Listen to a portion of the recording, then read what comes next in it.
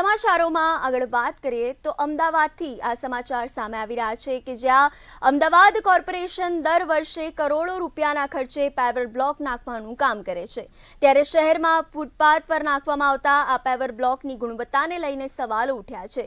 New મણિનગરમાં નાખવામાં આવી રહેલા આ પેવર બ્લોકની ગુણવત્તા તેમજ કામગીરી ખરાબ થતી હોવાના સ્થાનિકોએ આક્ષેપ કર્યો છે। ફૂટપાથ પર નાખેલા આ પેવર બ્લોકમાં દુકાનો પણ ખાડામાં જતી હોય તેવા દ્રશ્યો સામે આવ્યા છે। દુકાનદારોની દુકાનોમાં વરસાદી પાણી ભરાઈ શકે છે। કોન્ટ્રાક્ટર દ્વારા કરવામાં આવતી કામગીરી અને અધિકારીઓની મિલીભગતના લીધે સ્થાનિકોને ભોગવવાનો વારો આવે છે।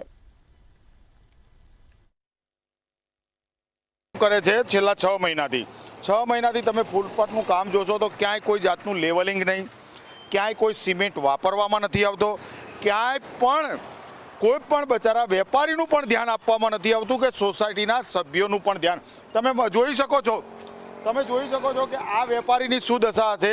ચોમાસાની અંદર પાણી ભરાયું છે અને પાણીની સાથે લીલ વળી ગઈ છે, તો તમે માની શકો છો કે કેવી દશા આ લોકોની હશે। હું તમને એ જ કહેવા માગું છું કે આ કોર્પોરેશનના અધિકારીઓ રોડ પ્રોજેક્ટના નામે રોજ પ્રોજેક્ટના ડીવાયએમસી અને અહીંના સ્થાનિક સત્તાધીશો દ્વારા લોકોને હેરાન કરવાનું એક કાવતરું એટલે આ ફૂટપાથ અને આ રોડ છે। હું આપના દ્વારા એટલી માગણી કરું છું કે ખરેખર જો અહીંયા એક દિવસ સીએમનો કે પીએમનો પ્રોગ્રામ રાખી દો તો એક જ દિવસમાં 24 કલાકની અંદર આ રોડ રસ્તા સારા થઈ જાય, પરંતુ આ લોકો કોઈ ધ્યાન આપતા નથી। અહીંના કોન્ટ્રાક્ટર પણ એવો જ છે કે ક્યારે આવે છે ક્યારે નહીં। કોન્ટ્રાક્ટર અહીંયાથી 100 કિલોમીટર દૂર રહે છે, એના માણસો આવે છે, કામ કરે છે, જતા રહે છે, પરંતુ કેવું કે કોન્ટ્રાક્ટરને પોતાને ખબર નથી, કોઈ અધિકારીને।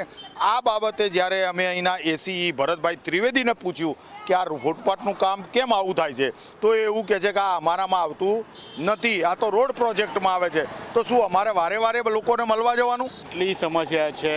એસ્ટેટની બહાર જે મ્યુનિસિપાલિટીનો રોડ આવે હાથીજણ રામોલ વોર્ડનો, એ ભયંકર ખાડા છે। જો 2 વ્હીલર લઈને જાઓ અને પાણી ભરાય તો માણસ પડી જાય તો પણ ખ્યાલ ના પડે કે માણસ અહીંયા પડી ગયો છે, એટલા મોટા મોટા ખાડા પડ્યા છે।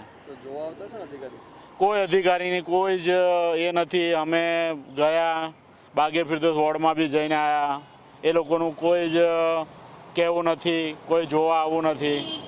અત્યારે એટલી તકલીફ થઈ રહી છે પણ કોઈ સાંભળતું નથી। અમારા વિસ્તારમાં અમારું જે એસ્ટેટ છે જ્યારથી બન્યું ત્યારથી જ રોડ ગટર કે પાણી કે કોઈ પણ સુવિધા અત્યાર સુધીમાં મળી નથી, પણ ટેક્સ ટાઈમે ભરીએ છીએ બધા। હજી સુધી કેટલી એપ્લિકેશન આપી ત્યાં આગળ, ભાઈ કલેક્ટરને આપી, કમિશનરને આપી, ત્યાં આગળ 2-3 ટીપી ખોલવાની હતી એ પણ હજી ખોલી નથી, અને રોડ તો બનતો જ નથી। દર વર્ષે કે આ થઈ જશે ને પછી થતો જ નથી।